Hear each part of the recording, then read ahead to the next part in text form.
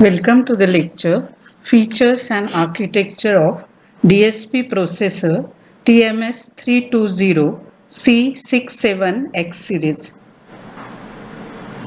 So first we'll discuss about the features of C67X processor. So this series of C6000 by Texas Instrument, it can execute 8 instructions.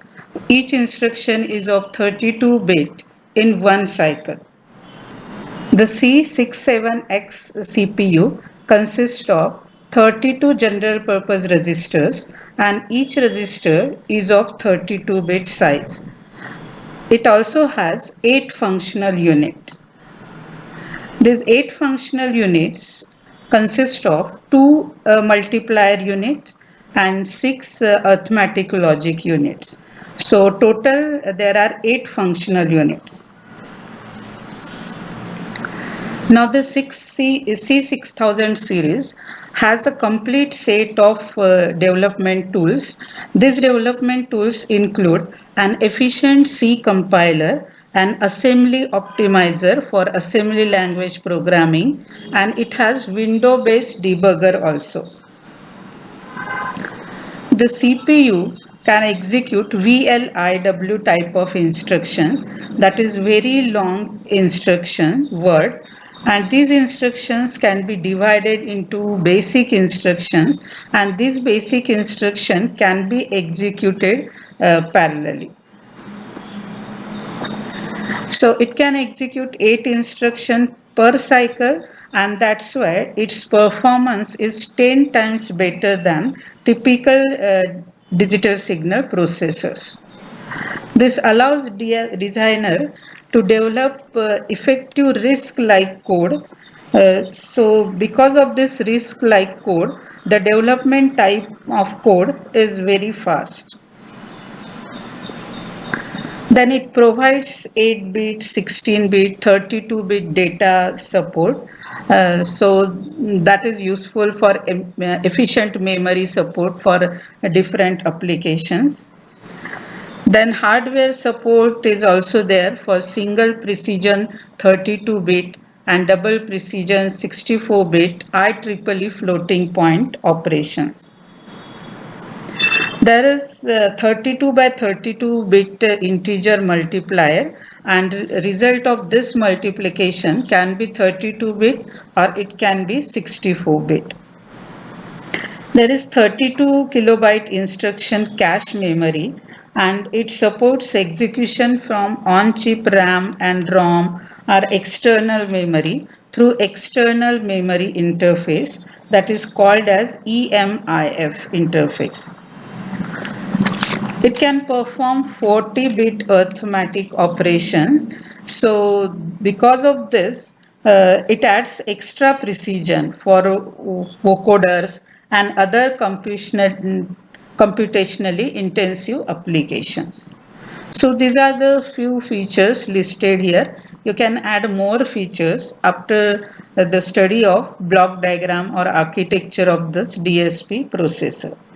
Architecture of this C6000 CPU. The same is for TMS320C67X series also.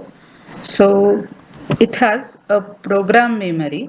In some version, this program memory is a cache memory. So that's why it is written program cache, program memory. The address bus size for program memory is 32-bit and data bus size is 256. So at a time it can read or write 256 bit of data, that is 256 bit of instruction, and that means there are 8 32-bit instruction can be transmitted. Then there is a data memory or data cache memory. So the address size of data memory is 32-bit and the data size is 8-bit, 16-bit or 32-bit. So it can operate on 8-bit, 16-bit or 32-bit data. The next block is CPU. The CPU block of this series consists of program fetch block, then instruction dispatch block and instruction decode block. Along with this, that means it will fetch the instruction, it will dispatch the instruction to particular block, then it decodes the instruction, and along with this, the CPU has two data paths, data path A and data path B. Each of this data path is having register file A for data path A and register file B for data path B. There are 16 32-bit register in each register file. So here there are 32-bit 16 register in register file A and 16 32-bit register in register file B. So total 32-bit registers are available.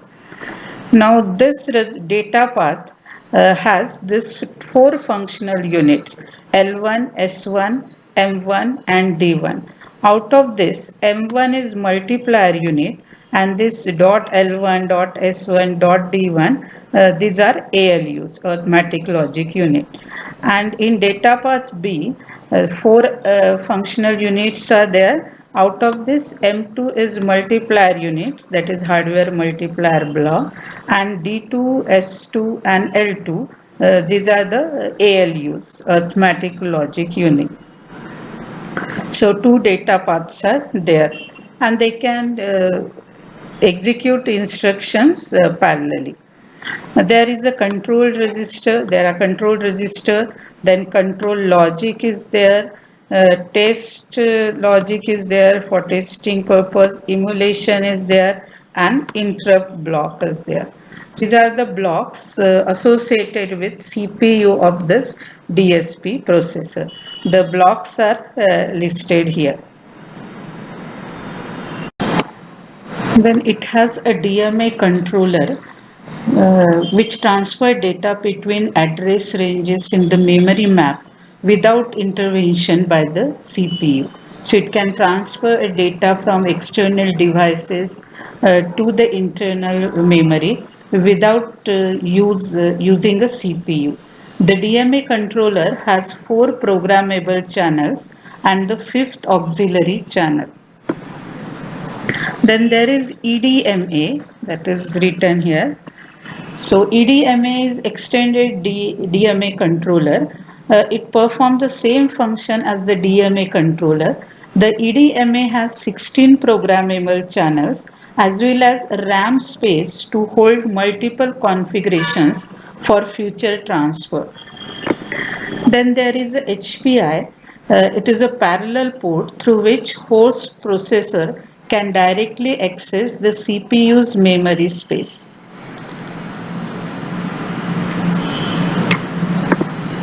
Then there is MCDSP, that is multi-channel buffer serial port, and this is based on the standard serial port interface. So these are the additional devices. These are not shown here, but there are timers, and this C6000 devices have two 32-bit general purpose timers, and these timers are used for time events, count events. They can generate pulses, they can interrupt the CPU, they can send synchronization events to DMA, EDMA controllers. So these are the serial ports and timers available in C6000. Then there is a power down block. So this power down logic allows reduced clocking to reduce power consumption.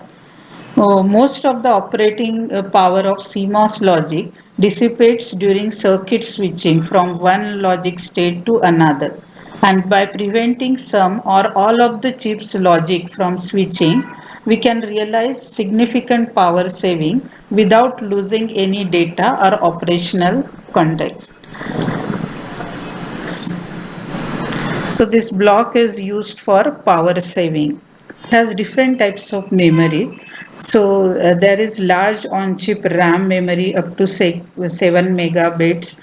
Then program cache memory is there. 2-level caches are there. 32-bit external memory interface supports for SDRAM, SBSRAM, SRAM, and other asynchronous memory.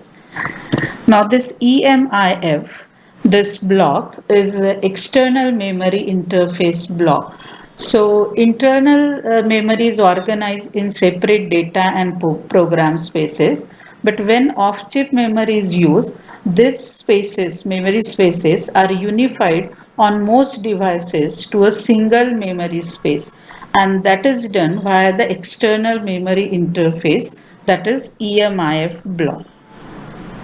So this EMIF is called external memory interface block. So this is about the architecture of this DSP processor. In next lecture, we will discuss detail about the data path and functional unit of this DSP processor.